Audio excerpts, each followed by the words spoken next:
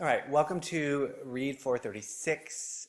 This is going to serve as kind of the overview for Module 1 and kind of launch us into the content of the course. You can see I titled it The History of Literacy Study in 10 Minutes.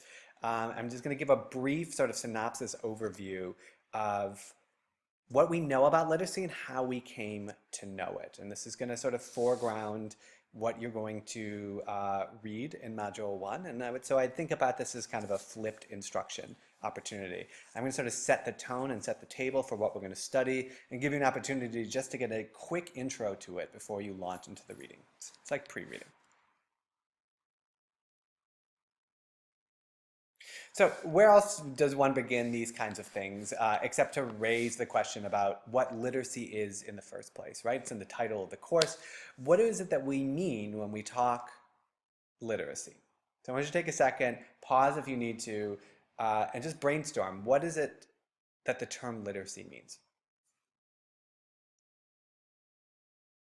So a typical answer, if you were to ask 90, 100 people about what literacy was, the denotative answer I think a lot of people would give would be literacy is reading and writing, right? Literacy, even more specifically, literacy is the ability to read, right? We contrast that with being illiterate, the lack of ability to read. And you can see from these quotes, right, that literacy in this first one here is really sort of tied to comprehension, and another one here in the middle is tied to literate behaviors, right? Spoken, written language, right? And then this third one here is around a set of practices around communications, right? And text. And we can say text is a lot of things, and we'll look at conversation around that. But knowing that this is obviously on a sequence of slides, you knew I was going to tell you there's more to this, and of course there is. One of the things that you're going to see over time, right, and these quotes happen over the course of 20 years, is that literacy means a lot, right? And it actually covers everything, right? It is a social achievement, cultural transmission, right? It is in this second quotation from Moji, who we're going to read. It is a means of constructing a just and democratic world. It is, according to James Gee, who's a legendary linguist, right? Literacy is everything, right? Is a set of sociocultural distinctive practices, right? Into which written language is incorporated. So now we've just sort of opened this sort of can of worms where literacy involves many practices, and then we can see by that term sociocultural, if we're thinking social and we're thinking cultural, that it happens in many different environments. In fact, may look different, right? Idea of cultural transmission. So that's an opportunity, but then also a challenge, as you know, as educators, because the challenge first and foremost is that we now expect schools to do all of that work and to prepare young people to be able to engage fluently in all of those things, right? So you can see in this free body quote that literacy education has become the scapegoat, right? And you can see here this fragilities and the failings, right? And particularly in this fall of an election, right? We're seeing firsthand the way in which we talk about groups of people, or the way we talk about our schools. And you can see how opening up and expanding our understanding of literacy comes with its own set of complications.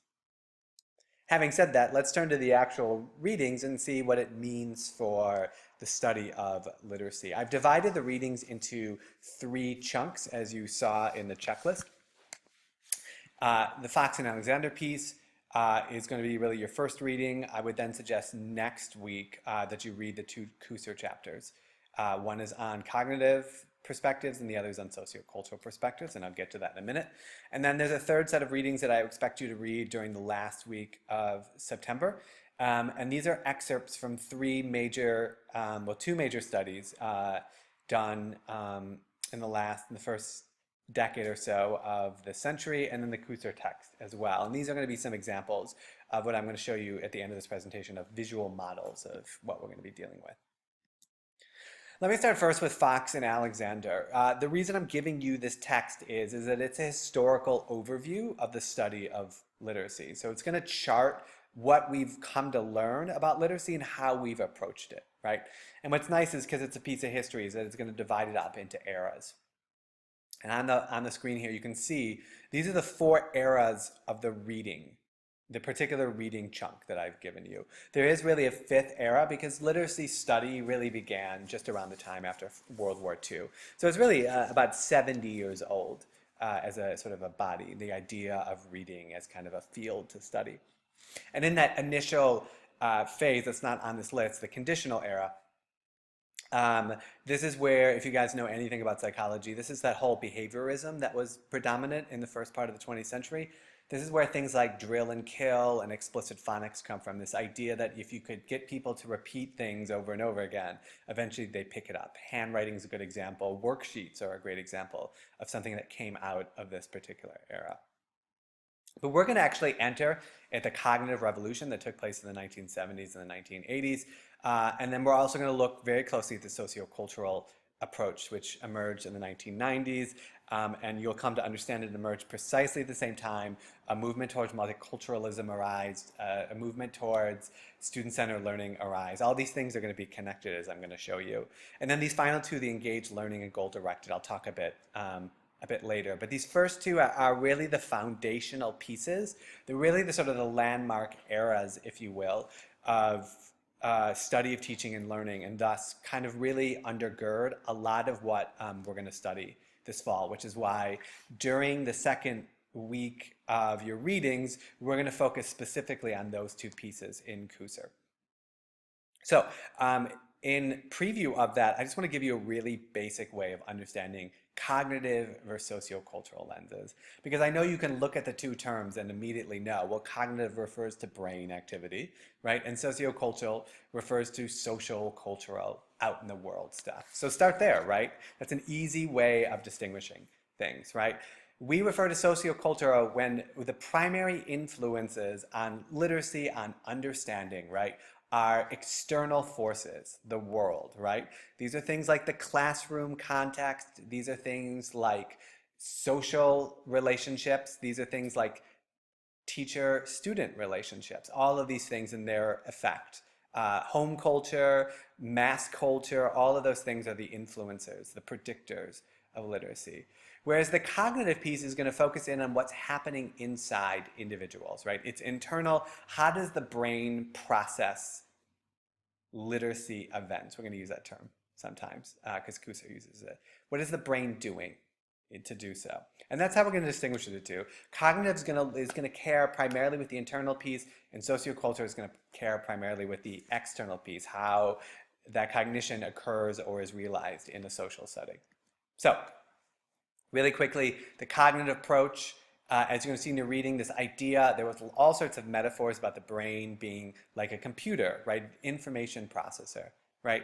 And the idea here is the brain is trainable. You can teach people how to behave in more literate ways. And I think if you know anything about the research literature, there's a big push in the 1980s to do what was called expert novice studies. And that is, the idea was if you studied what experts did, you could then codify it, you can name it, and then teach other people how to do it. So the cognitive approach is the brain is this malleable, modifiable thing that you could switch, you could make changes to. Okay, so cognitivists are interested in knowledge, right? They think knowing stuff helps with long-term and short-term memory. They want to know, do people understand things at the surface deeply? They want to know how people decode. They want to know what strategies people use, summarizing, visualizing. They're interested in the thinking about thinking. And they're interested in kinds and levels of thinking too, Bloom's depth of knowledge. So when I say innovations, these are all things that came out of this particular era. The idea of strategy instruction was born in the late 70s, early 80s, right during this time. The idea of gradual release responsibility, having structured teaching, came out of this period, right? Bloom's taxonomy preceded it, but became popular in this period, the depth of knowledge domains, which you guys, many of you use, right? The idea of pre-reading, of activating the brain, came out of this era. So the sociocultural perspective you see here differs in this perspective, right? Because G's going to say, rather than situating it inside the person, it situates it in the society, right? And that what it's saying is our literacy practices are influenced by the worlds and cultures we operate in, right? So we can imagine we look at different students, right? You can think about it along gender lines, you can think it along around socioeconomic, you can think it around a race, ethnicity, you can think about it in versus different kinds of classroom pedagogies, right? And those are things that influence, interrelate, right? Into how people are literate, right? He says the workings of power and desire, right? What is it that how do we engage in the world, and because based on what we're after. So socioculturists are interested in social activity, right? They're interested in things like discussion-based instruction, like how are students interacting with one another and teacher in the classroom. They're interested in the role of culture, both like a learning culture inside a classroom, the culture of a school, right? The culture, the home culture of the student, youth culture broadly, right? You can see on this next one, interest and experience. They're really interested in the student's background, right? Lots of stuff that came out in the last 20 years really has tried to validate students learning their literacy outside of school, right?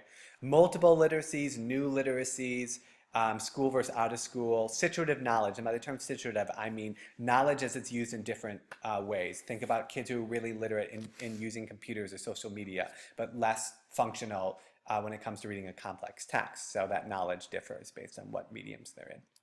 Sociocultural innovations, the idea of student-centered, the idea of reciprocal teaching, socio-emotional learning, differentiation, cultural responsive pedagogy, PLCs. These are all things that developed in the 1990s and early 2000s, in fact, in this era, and this idea about focusing on the climate, the culture, and the social activity among students.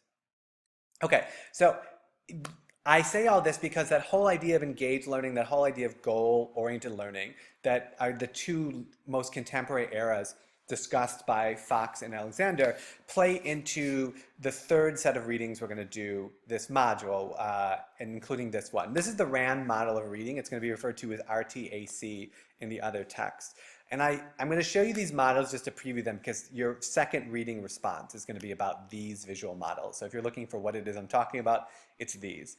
Now, ultimately, the engaged era of learning and the goal era of learning are really entirely about synthesizing sociocultural and cognitive, right? And what we've been working on now is figuring out how do both of those pieces, how do all of the pieces come together to inform how kids learn and then how we help them learn.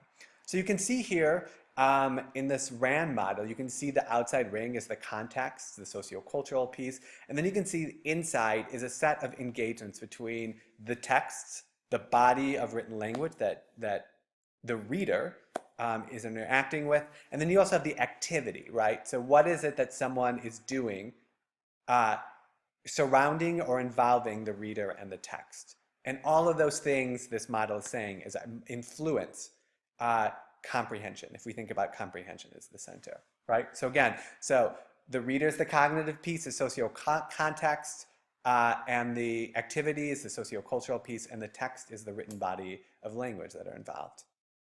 Now, you can see in Elizabeth Mulgey's model, and I'm sorry this got cut off here, that these ideas potentially got expanded, right? So here again we have the broader context. Here again, we have text, reader, and activity and context, right? And again, I want you to look at this, pause if you need to. Notice how the spheres are interacting. And notice the pieces that are going on, the various elements that are at play, right? And you can see the center again would be comprehension. How all these things interact is what determines the extent to which and what we understand. Finally, this is the model you're going to see in chapter 1 of the Kusser text, right? This is your textbook. He's going to talk about cognitive, linguistic, sociocultural, and developmental pieces all impacting what he calls literacy events. And so look at the relationship of these pieces together in this model and think about how they compare to others. In fact, as you read, one of the things I want you to consider is how do they compare? What connects them and what makes them contrast, right? And some of that's going to be in the text themselves. The other piece is, again, I want you to be thinking about this application piece. What do these models do for us? What do they teach us, right? And what are their limitations?